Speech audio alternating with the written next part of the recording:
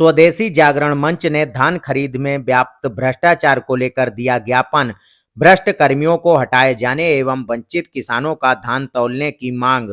अखिल भारतीय संयुक्त अधिवक्ता परिषद भारत व स्वदेशी जागरण मंच हरदोई के पदाधिकारियों द्वारा संयुक्त रूप से बीती 18 नवंबर को धान खरीद में व्याप्त भ्रष्टाचार के संबंध में एक ज्ञापन दिया गया था, जिस पर कोई कार्रवाई न होने पर मंच ने पुनः गुरुवार को मुख्यमंत्री को संबोधित एक ज्ञापन जिलाधिकारी कार्यालय में सौंपा।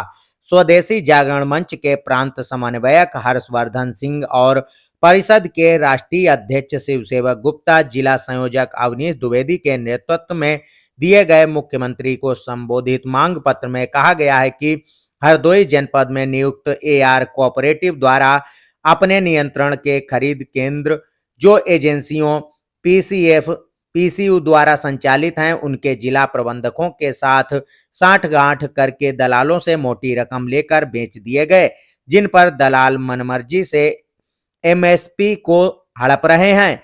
जब किसान का धान उनके निकटवर्ती केंद्र पर नहीं तौला जाता है तो वह मंडी जाता है। वहां पर खाद्य एवं रसद विभाग के नियुक्त कर्मचारी धर्मेंद्र यादव, मनोज शर्मा, विनय और उनके दो अन्य साथी जो 15 वर्षों से हरदोई में कार्यरत हैं, किसानों से 200 रुपए प्रति कुंटल की अतिरिक्त मांग करते हैं, पर किसान दे नहीं पाते और वह 1400 से 1600 रुपए प्रति कुंटल धान बेचने पर मजबूर हो जाते हैं।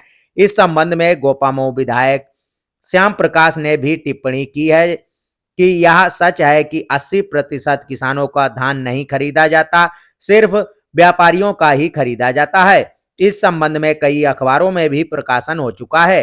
कुछ दिन पूर्व मंडलायुक्त ने जांच में कई अनियमितताएं पाई थी, किंतु प्रशासन ने एक केंद्र प्रभारी पर प्रथम सूचना रिपोर्ट दर्ज करके जांच रिपोर्ट को ठंडे बस्ते में डाल दिया। ज्ञापन में एआर सहकारिता द्वारा साधन सहकारी समितियों के केंद्रों को दलालों को बेचे जाने व उनके द्वारा अवैध रूप से केंद्रों के संचालन में लिप्त कर्मचारी की जांच कराए जाने, मंडी समिति हरदोई में संचालित सरकारी क्रय केंद्र पर कर्मचारी मनोज शर्मा, धर्मेंद्र यादव, विनय और भ्रष्टाचारी एवं सरकार विरोधी मानसिकता के व्यक्तियों को धान खरीद से अलग कराकर उनकी संपत्ति की जांच कराए जाने और किसानों का धान सुगमता से सरकारी क्रय केंद्रों पर खरीदे जाने की मांग की है।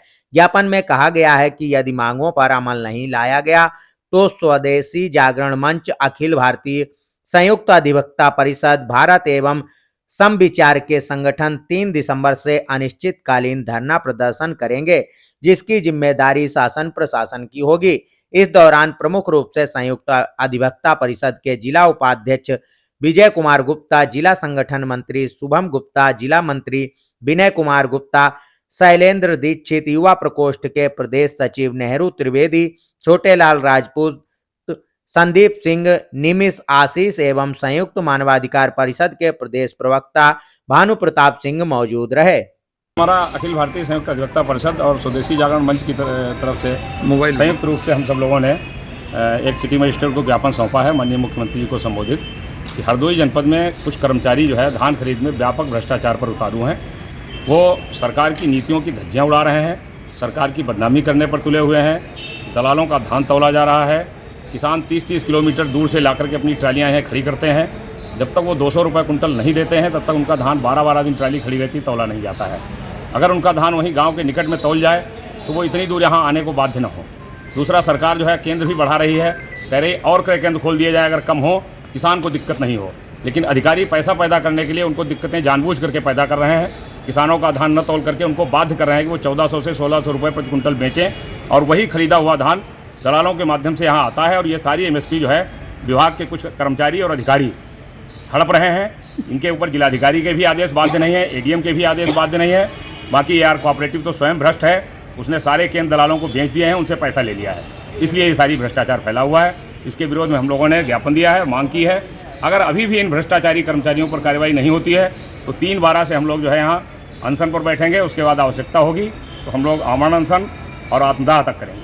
क्या नाम है, क्या पद है? हर्षवर्धन सिंह।